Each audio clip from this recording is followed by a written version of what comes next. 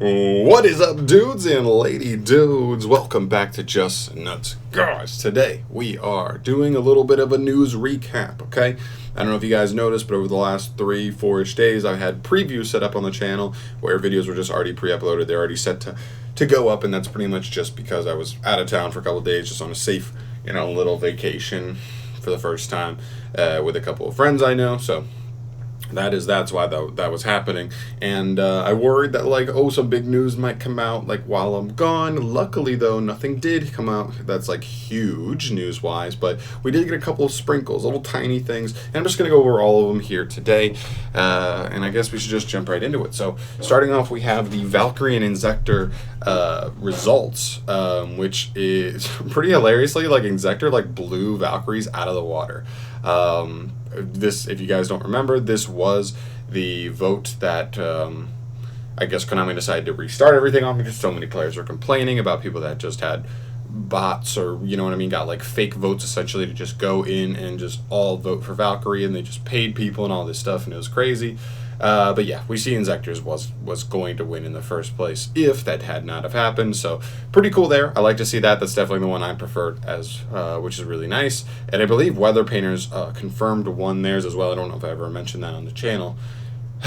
Okay, next up we've got the new one, Fire King and X Sabers. This is the next one, the third vote so far for the redone thing. I already voted. I voted for X Saber. If you want, you can vote for Fire Kings. That is up to you. I just think X Sabers are cooler. I've known them more since the beginning of me getting into Yu-Gi-Oh, way when I was a kid and stuff. So I just think they're cool. But that's up to you. And let's see. Moving on from that. Oh, we'll get to that in a sec. Let's just do this one first. We have the Legendary Duelist Season 2 revealed, which is pretty cool, just because we saw this with Season 1. It's just all the expensive cards from the first couple of Legendary Duelists got plummeted way in price, which is really cool just because they became much more easily available, and hopefully we'll see that here. I did also see that they changed the ratios. So before, I believe they only had 7 secret rares instead of 10, and I think they only had... What did they have before? They had I want to say less ultra rares than this, but pretty much what that means is that secret rares and ultra rares are going to be a little bit harder to come by.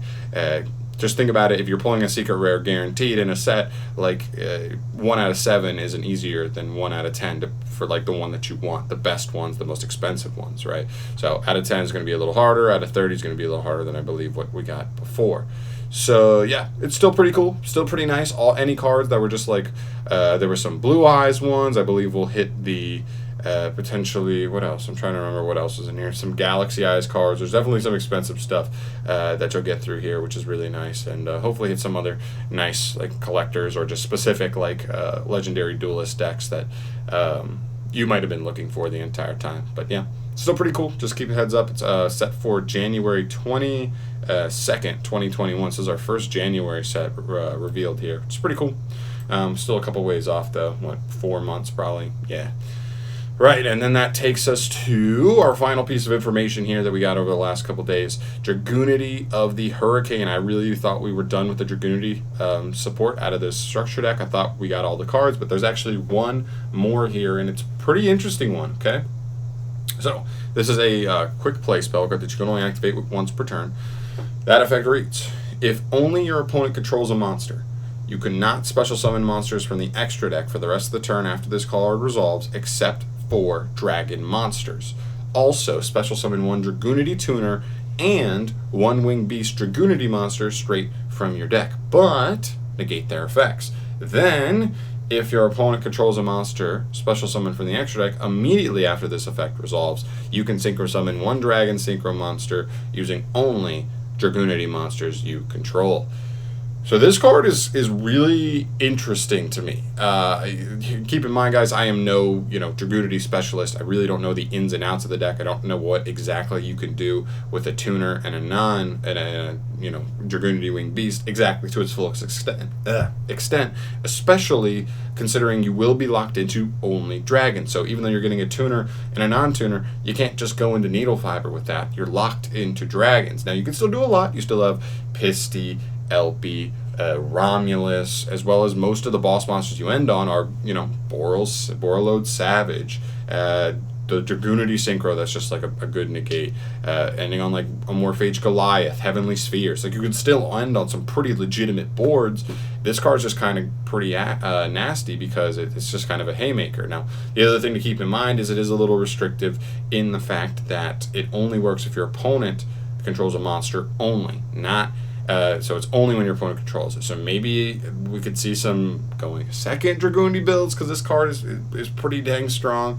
But I think more likely is maybe could be a decent side deck option for Dragoonities when you know you're going second in the next game. It's a combo, mirror match or something. You can activate a starter, they chain a negate, and you can chain this card. Now they have to negate this because this card is pretty nasty and you're going to be able to go pretty far just through this. And I believe dragons themselves just do have enough going second power cards that even under the restriction of only dragons, you would still be able to really threaten a board, potentially crack through a board, if this card is to resolve. So it's pretty cool.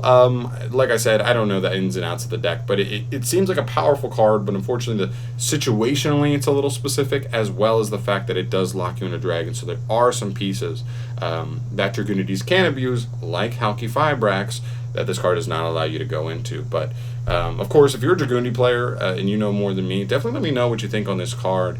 I'm curious to see what somebody who actually plays the deck might think on this, just the specificity of how this card works and what situations it'll work in and stuff. Definitely curious to hear about that. But that, I think, does it for us here. Like I said, we didn't get a ton of huge news while I was gone. Just a couple of small things, so I just want to cover them all in one video, get something out to you, and also let you know what even the deal was with why I was doing a bunch of previews and stuff. So that's going to do it for me here, guys. Thank you so much for watching, as always. Subscribe to the channel if you have not yet, and I'll see you in the next video. Peace.